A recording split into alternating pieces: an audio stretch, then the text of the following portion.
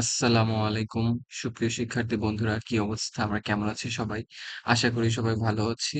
আপনাদের দোয়াতে আমিও আছি আলহামদুলিল্লাহ ভালো।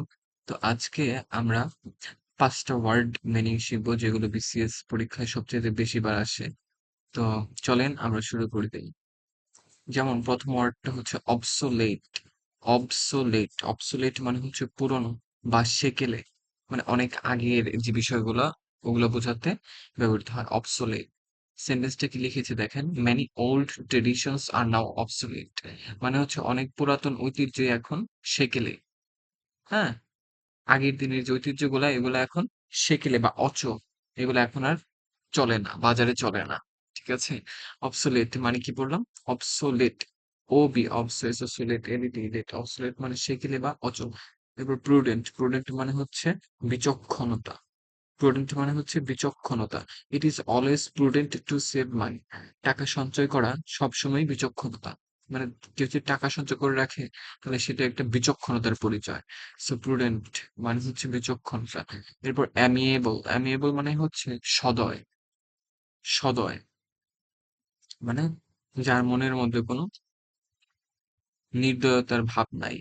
মানে খুবই নরম মনের মানুষ, সফট হার্টেড পারসন। সো এখানে কি বলেছে? She is an amiable girl loved by everyone।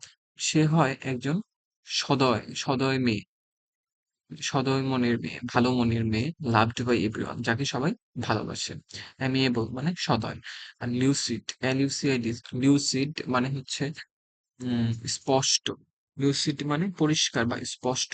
His explanation was lucid and easy to understand। তার ব্যাখ্যাটা ছিল খুবই স্পষ্ট and easy to understand এবং সহজেই বোঝা গেছে। সহজে বুঝতে পারা গেছে। এরকম আরকি। His explanation was lucid মানে তার ব্যাখ্যাটা ছিল খুবই পরিষ্কার and easy to understand এবং সহজে এটা বুঝতে পেরেছে আরকি।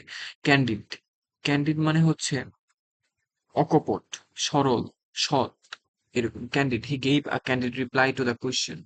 সে উত্তর সে প্রশ্নটার একটা সরল প্রতিউত্তর দিয়েছিল। সে প্রশ্নের একটা সরল উত্তর দিল। রাইট? সো ক্যান্ডিড মানে হচ্ছে সরল, অকপট, সৎ এরকম বোঝায়। তো আমরা আজকে ৫ টা ওয়ার্ড মিনিং শিখলাম মাই ডিয়ার স্টুডেন্ট। আজকে আমাদের এই পর্যন্তই থাকবে। ধন্যবাদ আপনাদের সবাইকে। এই পর্যন্ত ভালো থাকবেন।